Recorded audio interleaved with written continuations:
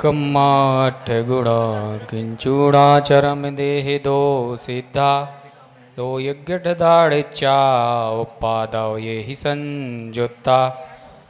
बोलो शांतिनाथ भगवान की जय। परम पूज्य आचार्य श्री विशुद्ध सागर जी महाराज की जय। परम पूज्य मुनि श्री सुप्रभ सागर जी महाराज की जय। परम पूज्य मुनि श्री प्रणत सागर जी महाराज की जय। परम पूज्य मुनि श्री सौम्य सागर जी महाराज की जय। परम पूज्य आर्का माता जी की जय। चुल्लका माता जी की जय। सुप्रभ ओवाच यूट्यूब चैनल, आदिनाथ चैनल और विदिशा में चतुर्मास रथ परम पूज्य मुनि श्री सुप्रभ सागर जी महाराज के सशंग चरणों में विराजमान सभी श्रद्धालुओं का समीचीन विकल्पों के सम्यक समाधान के इस महत्वपूर्ण कार्यक्रम में प्रतिदिन की भांति आज पुनः स्वागत है, अभिनंदन है। आप सभी को विदित है कि परम पूज्य मुनि श्री सुप्रभ सागर जी महाराज सत्संग का तत्वार्णव पावस योग विदिशा की धर्मप्राण नगरी में अत्यधिक धर्म प्रभावना के साथ संपन्न हो रहा है। अनेक आयोजनों के माध्यम से विदिशा नगरी में पूज्य मुनि त्रय के द्वारा धर्म की गंगा निरंतर प्रवाहित हो रही है। सम्यक समाधान के इस कार्यक्रम में पूरे भारतवर्ष में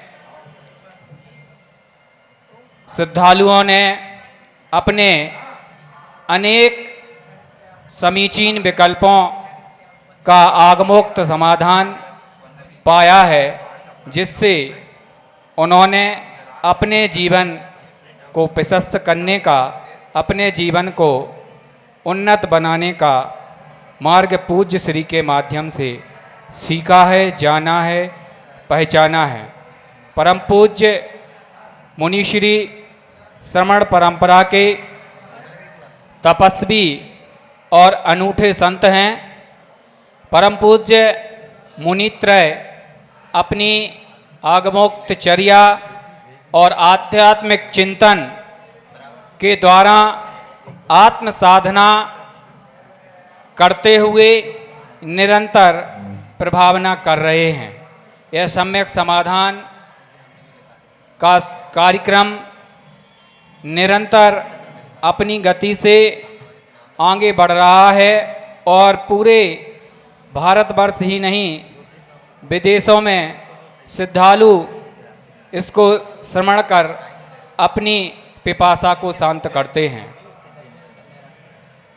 आज हम सम्यक समाधान के इस कार्यक्रम से पुनः जुड़ते हैं और ऑनलाइन तथा यहाँ उपस्थित श्रद्धालुओं के द्वारा जो समीचीन विकल्प यहाँ प्रस्तुत किए जाएंगे, पूज्य श्री के समक्ष रखे जाएंगे, उस कार्यक्रम को विधिवत संचालित करने के लिए मैं संघस्थ परम पूज्य मुनि श्री प्रणत सागर जी महाराज के चरणों में अपनी ओर से, आप सबकी ओर से और ऑनलाइन जुड़े हुए सभी श्रद्धालुओं की ओर से मुनि श्री के चरणों में कोटसा नमोस्तु पूर्वक इस कार्यक्रम को गति प्रदान का निवेदन के साथ पूज्य मुनि श्री नमोस्तु नमोस्तु नमोस्तु। ओम नमः सिद्धेभ्य। नमः श्रीवर्धमानाय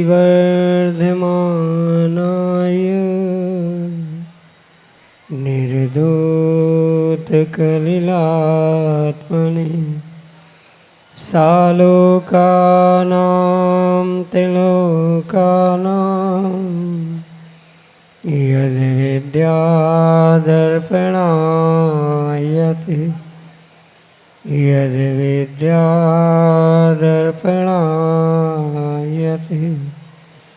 पंच परमेष्टि भगवान की परम पूज्य आचार्य भगवंत गुरुवर विशुद्ध सागर जी मुनि महाराज जी की, परम पूज्य मुनि श्री सुप्रभ सागर जी महाराज जी की,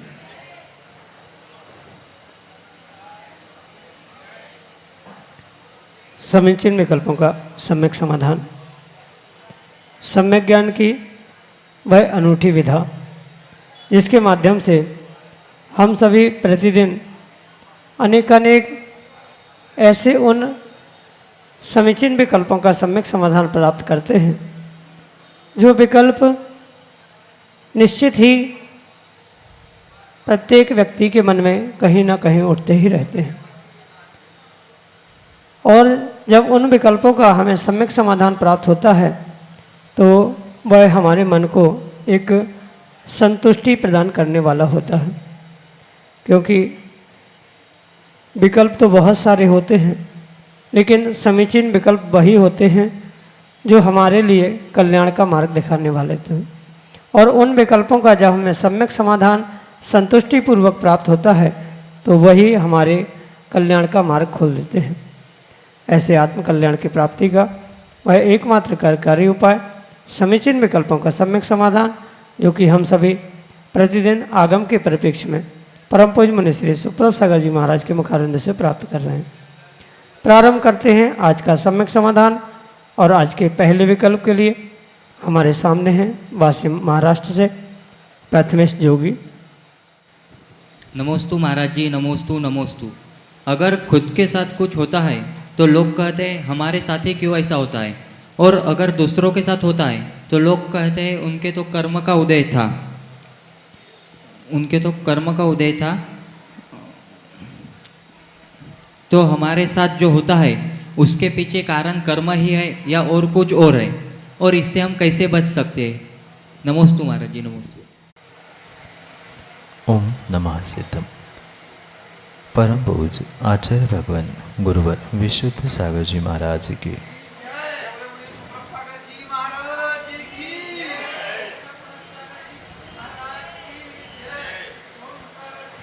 संसारी जीव चाहे कोई हो पर वह संसारी है, मतलब उसके साथ कहीं न कहीं कर्मों का उदय, क्षयोक्षम आदि आदि कार्य अवश्य ही हुआ करते। इसलिए अवश्य ध्यान रखें, चाहे कोई कुछ भी कहे, ये कहने की बातें या दूसरों को मात्र रिझाने की समझाने की बातें हो सकती है, पर परम सत्य तो यही है कि सभी संसारी जीवों के लिए कर्म का उदय अनिवार्य ही होता है। कुछ न कुछ कोई न कोई कर्म का उदय जीव के साथ प्रतिदिन प्रति समय जारी ही है। बिना कर्म उदय के संसारी जीव रह ही नहीं सकते, और उस कर्म के उदय के निमित्त से ही सुख मिलना, दुख मिलना, अच्छा बुरा होना, ये सब कुछ वह उस पर ही निर्धारित होता है, अन्य किसी पर नहीं। कोई भले ही ये कह दे कि दूसरों के साथ जो हो रहा है उसके कर्म के निमित्त से हो रहा है, और बुरा हुआ तो कौन मेरे साथ ऐसा कर रहा है, ये जीव की मानसिकता ही हुआ करती है। पूर्ण रूप से जो भी कार्य हो रहा है वह कहीं न कहीं कर्मों को सापेक्ष लेकर, यानी कर्मों को निमित्त लेकर ही हुआ करता है, क्योंकि संसारी है और संसारी जीव कर्मों के साथ ही हुआ करता है। इसलिए हम अपने स्वयं को भी समझाते समय यही बात समझे जो दूसरों को समझाते समय प्रयोग में लाई जाती है कि ये तो कर्म का उदय था, और कर्म का उदय तब भी बनता है जब कर्म को आपने स्वयं ने वैसा आश्रवबंध को प्राप्त किया। अगर कर्म को ऐसा आश्रवबंध रूप आपने स्वयं ने प्राप्त नहीं किया होता तो वैसा कर्म का उदय भी नहीं होता। कर्म का उदय है तो कर्म का आश्रवबंध है, कर्म का आश्रवबंध है तो तज्जन्य कभी न कभी कहीं न कहीं हमने वैसा कार्य किया होगा, उसके आश्रव के बंध के कारणों को हमने प्राप्त किया होगा, उसके कारण से ही ये सब कुछ कार्य घटित होते हुए देखने में आ रहा है। इसलिए ध्यान रखें, किसी भी प्रकार से ये विकल्प ना करें कि दूसरे के लिए कर्मोदय से हो रहा है और मेरे लिए कोई करने वाला है अच्छा बुरा, या ये निमित्तों को दोष देने से काम नहीं होगा। भीतर से ये पक्का निर्णय करना होगा, जो भी मेरे लिए अच्छा हो रहा हो चाहे बुरा हो रहा हो, कोई निमित्त मिल रहे हो या नहीं भी मिल रहे हो, ये पूर्ण रूप से हमारे स्वयं के किए हुए कर्मों का ही फल हमें मिल रहा है, दूसरे किसी का ही फल हमें नहीं मिलता। यही आपके लिए सम्यक समझ। श्रीमती कविता जैन, बक्सवाहा, मध्य प्रदेश से अगले समीचीन विकल्प के लिए। महाराज श्री, आपके चरणों में बारंबार नमोस्तु नमोस्तु नमोस्तु। महाराज श्री, मेरा प्रश्न यह है कि उपवास करते हैं तो बच्चे बोलते हैं उपवास नहीं करना, यहाँ की दो प्रतिमाधारी भी यही बोलते हैं। महाराज श्री तत्वार सूद, महाराज श्री बोलते हैं तत्वार सूद सुन लो तो एक उपवास का फल मिलता है। तो महाराज श्री बच्चों को कैसे समझाएं और प्रतिमाधारी को कैसे समझाएं कि उपवास अलग है और नमोस्तु। माँ, सबसे पहली बात तो मैं आपसे ही कहूँगा कि इस संसार में किसी को भी किसी भी प्रकार से समझाया नहीं जा सकता।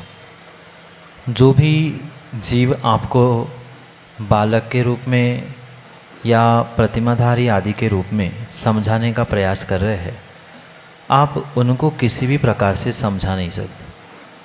आगम में आचार्यों ने लिखा है कि परा अभिप्राय मशकत्वा, यानी दूसरे के अभिप्राय को, दूसरे की सोच को बदलना असंभव ही हुआ करता है। इसलिए आप किसी को समझाने का प्रयास ना करें, ना किसी को पूछने का प्रयास करें। जिसको धर्म के प्रति श्रद्धा होती है, जिसे विश्वास है, वह कभी भी किसी भी प्रकार से दूसरों की आज्ञा लेकर काम नहीं करता।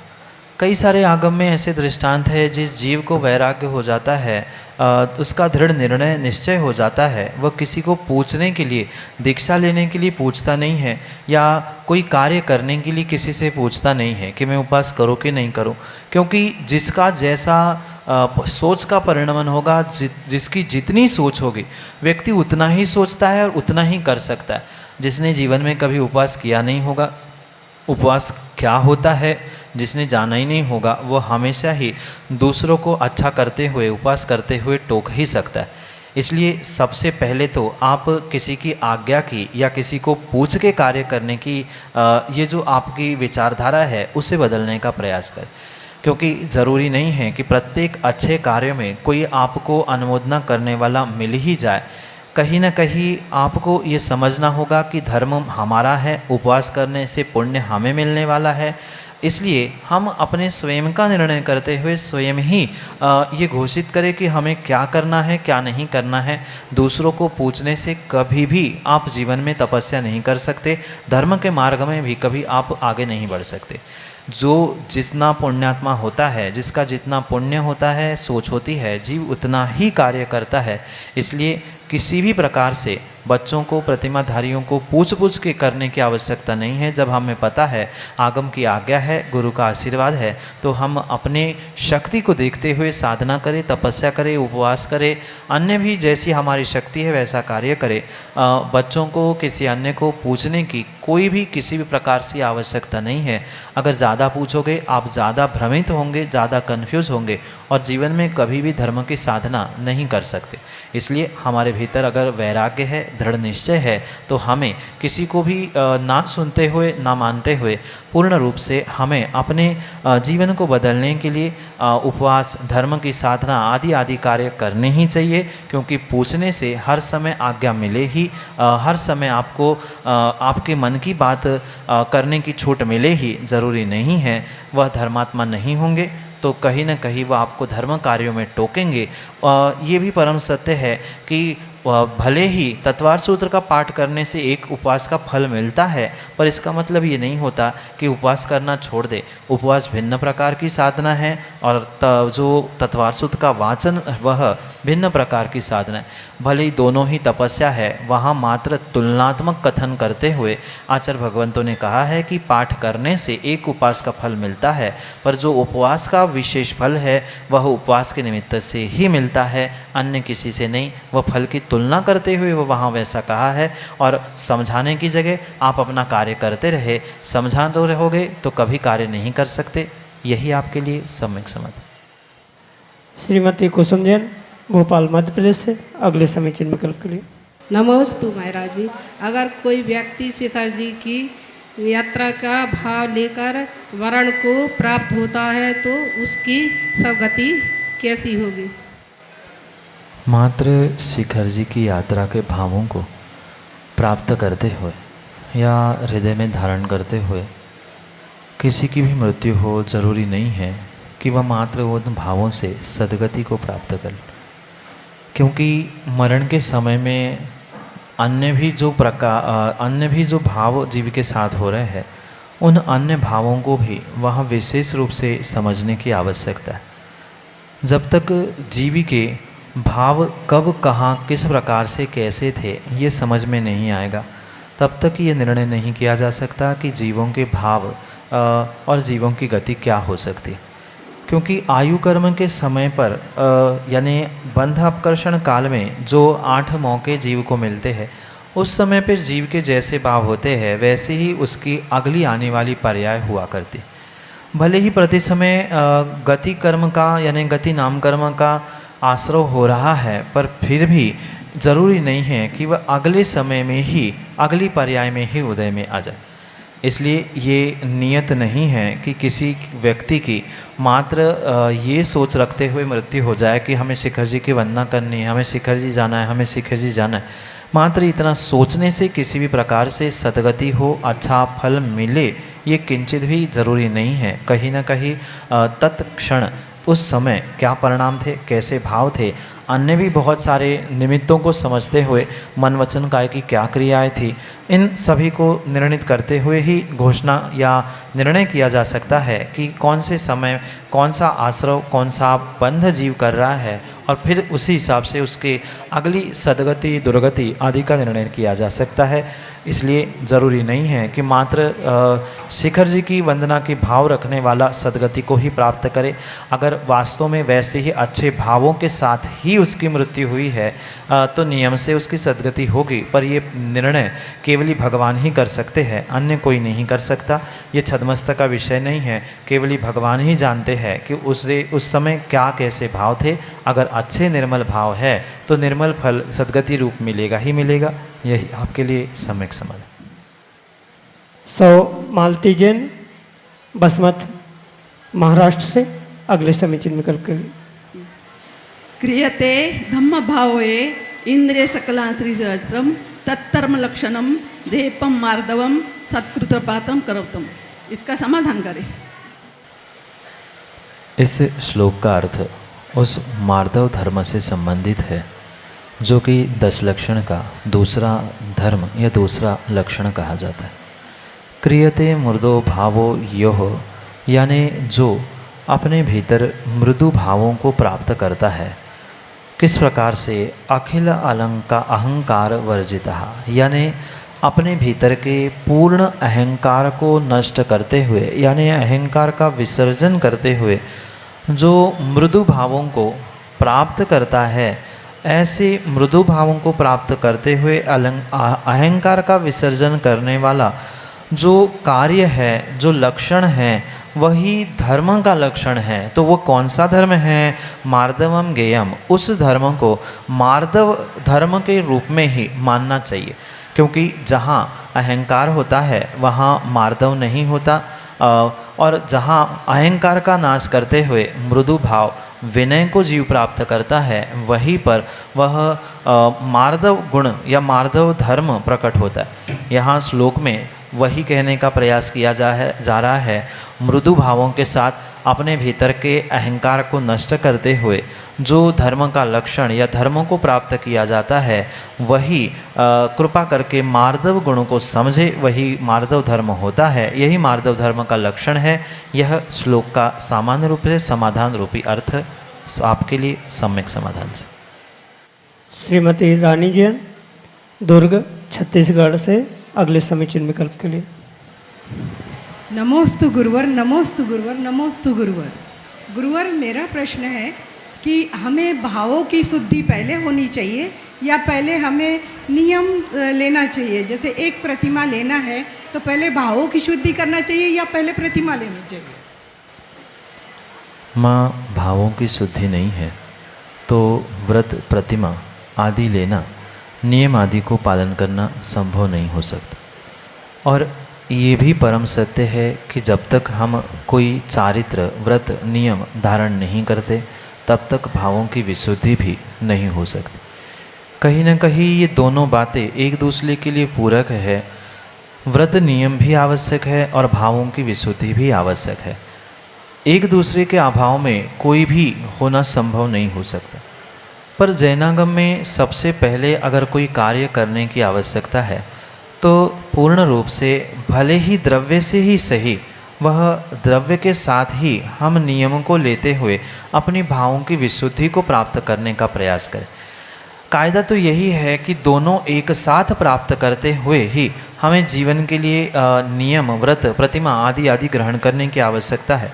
पर क्वचित कदाचित हमारी भावों की विशुद्धि नहीं बन पा रही है या भावों की विशुद्धि के साथ हम नियम आदि नहीं ले पा रहे हैं, कहीं ना कहीं अपने मन की कमज़ोरी हमें लग रही है, तो सबसे पहले हम मन को मजबूत करते हुए भले ही भाव पूर्ण रूप से निर्मल नहीं हो, भावों की पूर्ण विशुद्धि नहीं भी बने, पर अगर आपने अपने भीतर निर्णय कर लिया, निश्चय कर लिया कि हमें ऐसा कार्य करना ही है, तो ये पक्का मान लेना आने वाले समय में जो आपने लिया हुआ नियम है वह और विशुद्धि को और विशुद्धि से भी और विशुद्धि को देने के लिए निमित्त बन सकता है। इसलिए सबसे पहले आप पुरुषार्थ करें, भले ही कुछ अंशों में ही सही, थोड़ी सी भी विशुद्धि, दिन में एक आध बार, महीने में एक आध बार भी आपको ऐसा लग रहा है कि हमें प्रतिमा लेनी चाहिए, हमें नियम लेना चाहिए, मैं तो कहता हूँ पंचम काल में जब निर्णय हो, जब निश्चय हो, हमें तुरंत वैराग्य के या चारित्र की ओर कदम बढ़ाने की आवश्यकता। पंचम काल में लंबे समय तक चारित्र की विशुद्धि, वैराग्य की भावना जीव के भीतर नहीं रह सकती। इसलिए जब आपको भाव हो या जब आपका मन कहे एक बार भी कि नहीं हम मैं ले लूँ तो क्या होगा, आप तुरंत ले लें और विश्वास माने, गुरु का आशीष, गुरु की अनुकंपा और आपकी श्रद्धा गुरु के पास है तो तुरंत चंद दिनों में ही उस चारित्र के माध्यम से आप ऐसी भावों की विशुद्धि प्राप्त करोगे कि आप पहली प्रतिमा से दूसरी, चौथी, सातवीं प्रतिमा तक भी आगे बढ़ने की संभावना है। इसलिए सबसे पहले द्रव्य क्रिया को प्राप्त करें और जैसे ही द्रव्य क्रिया यानी नियम व्रत को लेंगे, गुरु की अनुकंपा और समर्पण के साथ उसे और विशुद्ध करने का प्रयास करें और उस विशुद्धि से अपने भावों की भी विशुद्धि करें। इसलिए द्रव्य के साथ भाव और भाव के साथ द्रव्य, ये दोनों आवश्यक होने पर भी सबसे पहले द्रव्य, नियम, व्रत आदि को पालन करने का, धारण करने का प्रयास करें, निर्णय करें। जब तक आप निर्णय नहीं करोगे तब तक क्रिया में नहीं आएगा और क्रिया में नहीं आएगा तो तज्जन्य विशुद्धि भी बनने वाली नहीं है। इसलिए पहले भावों में लाए, निर्णय करें और फिर क्रिया में लाए और फिर भावों की विशुद्धि करें। इस प्रकार से आप अपने जीवन में व्रत, नियम, संयम आदि धारण कर सकते हैं।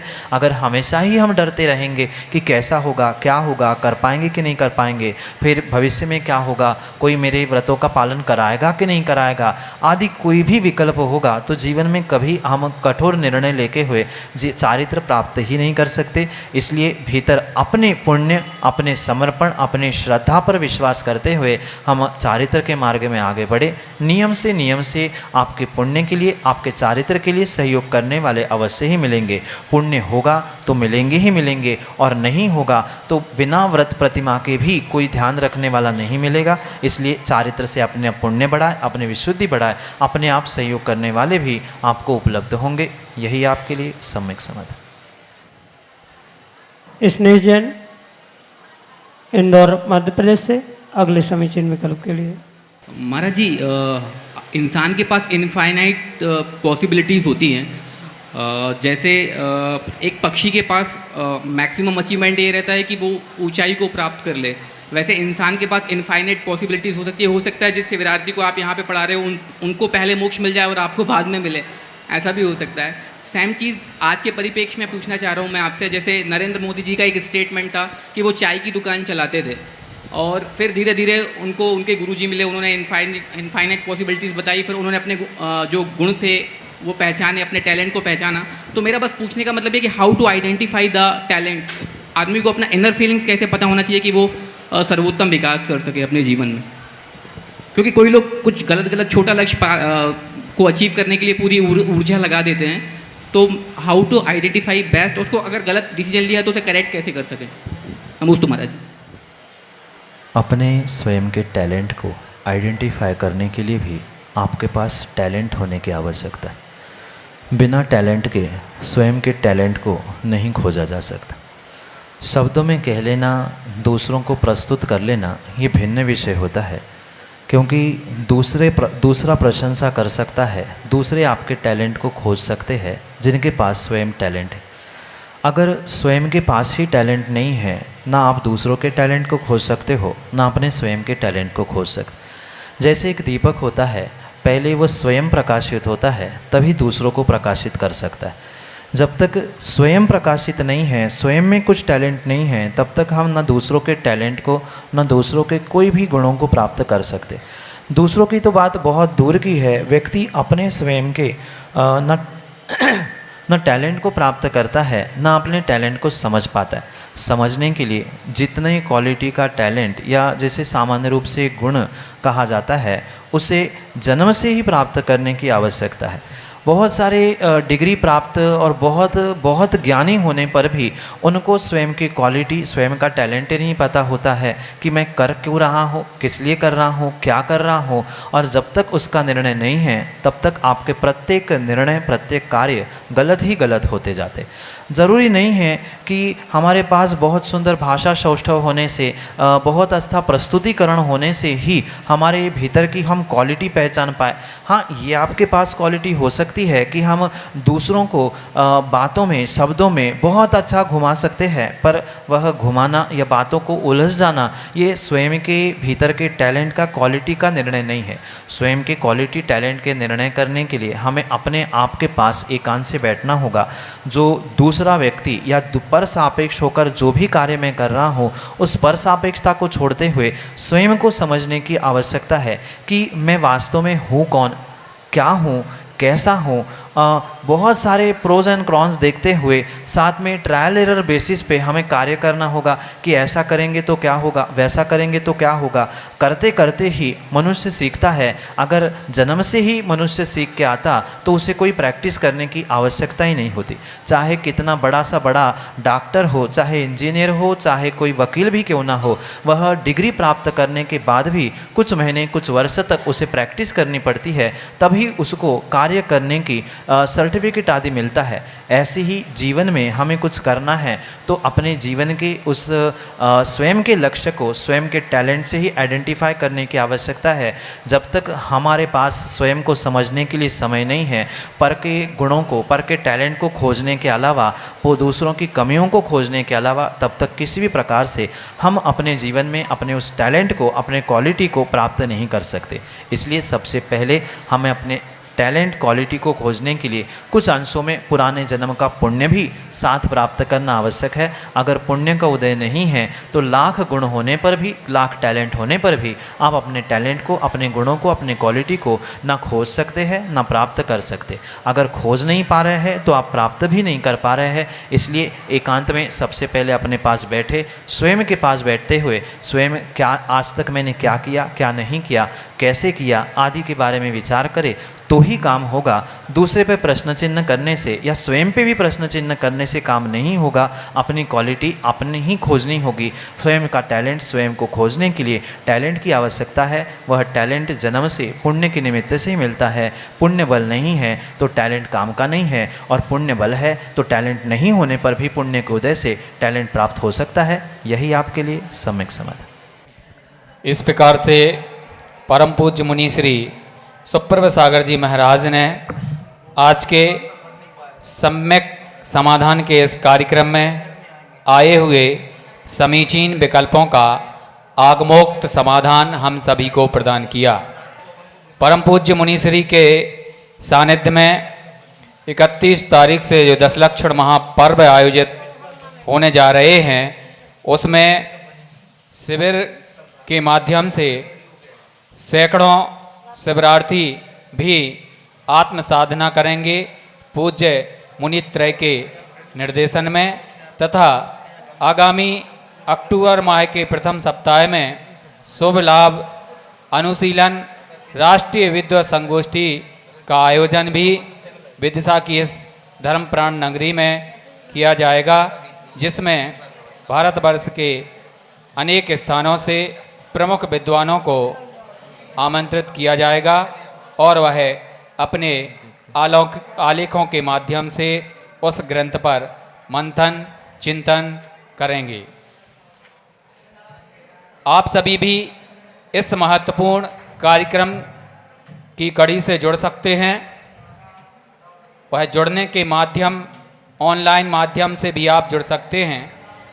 आप हमारे नंबर 8707548811 7415306441 इन नंबरों पर तथा samyak.samadhan@gmail.com इस ईमेल आईडी पर भी आप अपने समीचीन विकल्प हम तक प्रेषित कर सकते हैं। आपसे अनुरोध है कि हमारे सुप्रभ उवाच यूट्यूब चैनल एवं सुप्रभ उवाच फेसबुक पेज को लाइक अवश्य करें, ताकि पूज्य मुनित्रय के सानिध्य में होने वाले प्रभावनामयी आयोजनों की गतिविधियों से निरंतर आप लाभान्वित होते रहें।